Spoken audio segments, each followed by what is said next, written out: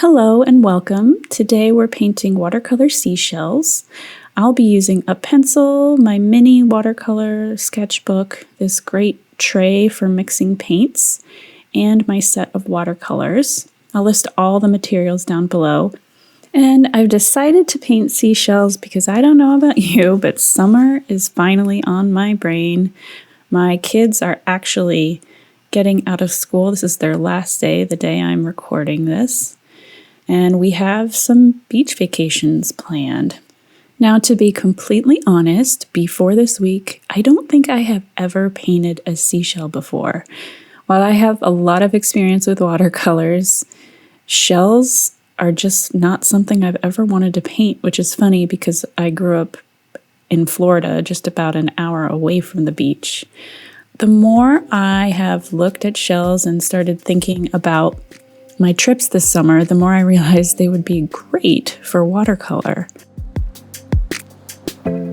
I'm starting here by sketching out a sea urchin shell, and I believe what is a partridge tun shell. I'm not exactly sure. I've just been researching on the internet a little bit. And I'm lightly sketching these in and erasing them right away. I just wanted to make them darker so you could see them. I'm using them simply as a guideline, and I will be painting in with a size 8 round brush, and I also have a smaller size 1 round brush, and of course everything will be linked down below. I have chosen a turquoise blue and a sap green and mixed them together. I wanted these shells to actually only be one color. And by combining two pigments into one color, every time you mix them together, you can lean a little more turquoise or a little more green and have really neat results at the end of your painting. I don't exactly want you to think of this as a tutorial because there are tons of beautiful shell lessons all over YouTube and the internet. I want this to be a chance for you to just explore and create and have fun and not worry too much about how accurate everything is. However, if I do anything here that you'd like me to explain, please feel free to ask me in the comments below. The basic steps are finding a reference image or a shell that you want to paint. Start with a light wash, and if the shell is shiny, leave some white space to represent that shine, and then slowly add layers of color where there are darker spots on your shell or you wanted to add depth or definition. And I struggled a little bit with patience, which is why I highly suggest doing at least 2 or 3 shells on your page, because often I would go back in and add color to an already wet spot and it would just blend right in with the color below when I wanted it to actually sit on top. Although there are many times with shells, like right here, where going back in and putting color on top of still slightly damp color gives a beautiful effect, and the water will just spread all over the shell, and I just love how that turns out in the end.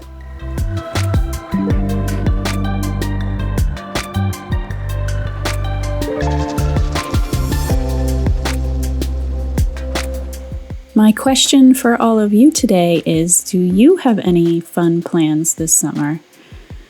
I need to keep my kids entertained, so they'll be going to camp, and we have, as I said, some beach vacations planned. I'm also doing a conference in the middle of the summer, and generally I tend to want to stay away from the heat because I had enough of it as a child. Do you like the heat, or do you want to escape it like I do?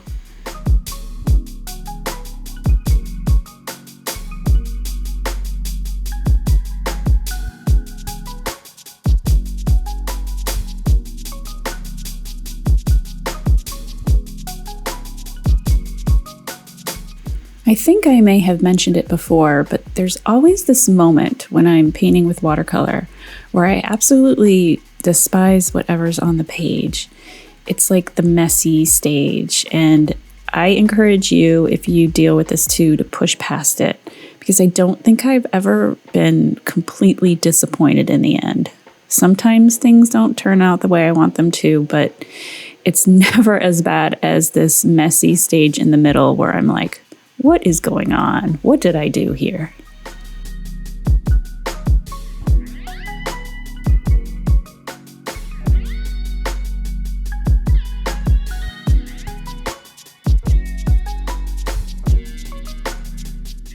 If you're more experienced with watercolor, I think that this would make a fabulous watercolor warm-up.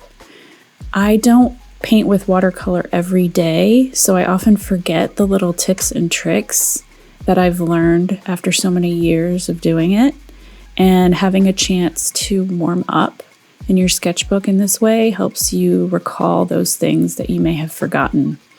Like, always have a tissue on hand, because sometimes you're going to have too much water or pigment on your brush, and to dab it. It's great to always have a scratch sheet of paper to test your colors if colors are a big issue for you and what you're painting. Again, exercising patience and letting things dry or almost all the way dry before you add any layer above it.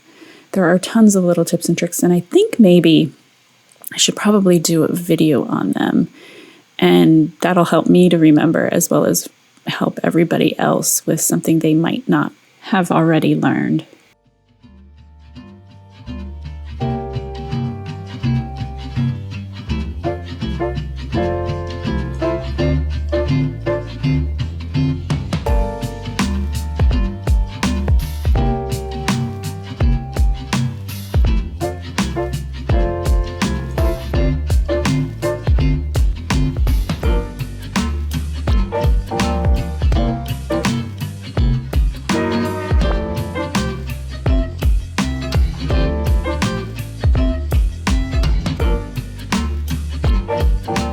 I think it's important to let you know that when I edit these videos, I do take out a lot of pauses.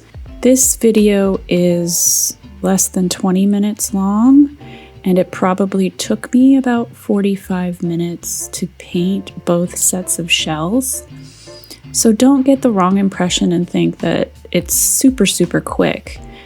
The best part of these shells was the relaxing and the playing with the water and the color and watching them sort of take shape after a certain period of time. I don't think it's something to be rushed, so just don't worry about that.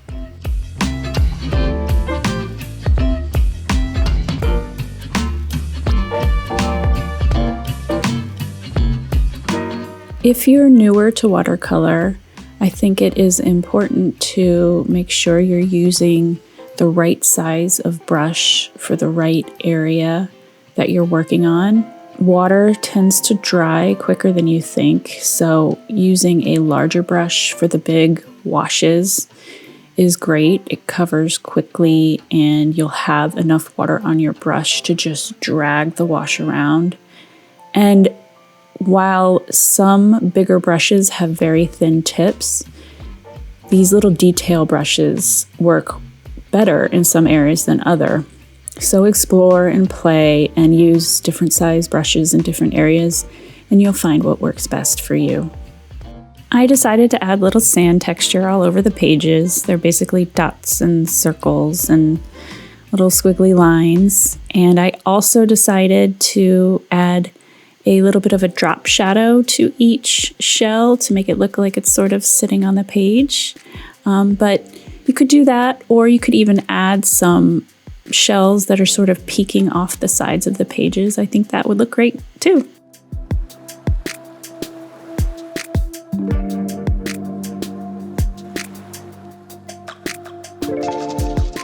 For the second set of shells, I am painting what I believe to be either a nautilus or a moon shell, and what I think is called a screw shell. It's really hard to find names for all of these things. And I'm using a coral color and a yellow color. So it's really different and really vibrant, and it's really neat to look at them side by side. I'll go ahead and link the exact colors that I used down below.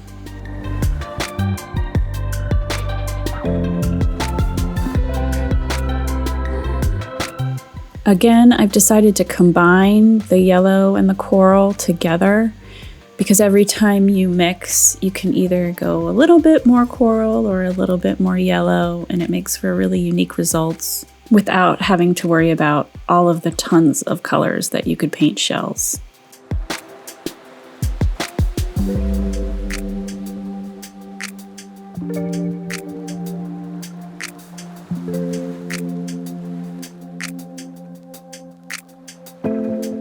I'm dabbing here at the wash that I put down because the front of this shell was a little bit lighter than I had painted it, and I also wanted to add some sort of highlighty areas. One of the things I've learned after years and years of watercolor painting is that it's really important to start light and to build up. Now, I'm sure someone out there does this opposite, but for me, my best results come when I just slowly layer. I remember with some of my first paintings, I would just cake on the watercolor as dark as I could because I was following the picture exactly. And I would always be frustrated at how flat and boring it was at the end. And when it finally clicked that the layers were where it was at, my paintings really started transforming.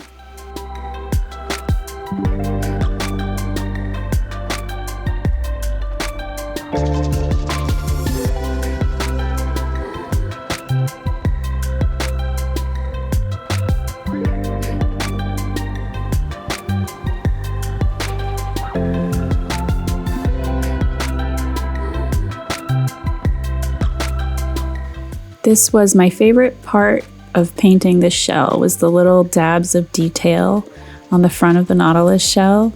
You can be as organic as you like, and you sort of drag and dot and make some spots bigger than the other.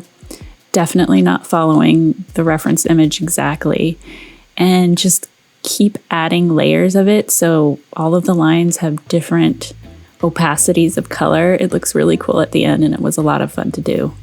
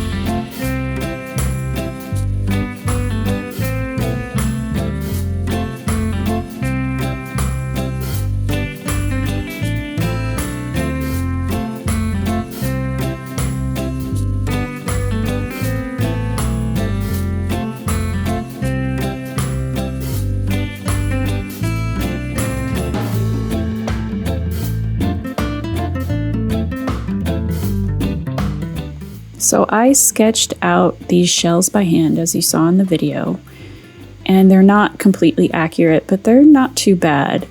However, it did take me a long time to feel comfortable with my drawing skills. If you aren't, there are a lot of ways you can get shell shapes in your sketchbook or any type of shape or drawing. I think I'll do a video if you all are interested. Let me know in the comments below on how to do that, because I don't think you should stop yourself from painting something you really want to paint just because you don't know how to draw it.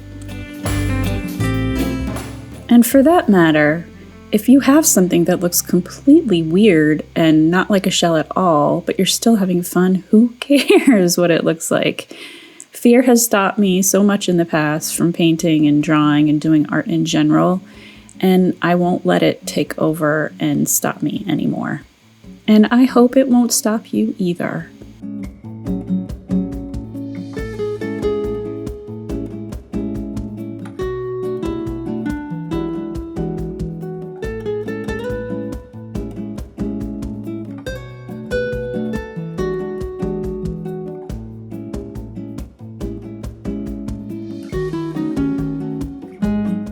Contrary to what you may have heard, you can go back and fix some things in watercolor. I used to think you couldn't, but you can see here I'm using a little bit of water to soften an edge. Oftentimes you can go back and manipulate what you've already done, and that's what a sketchbook is for, giving things a try.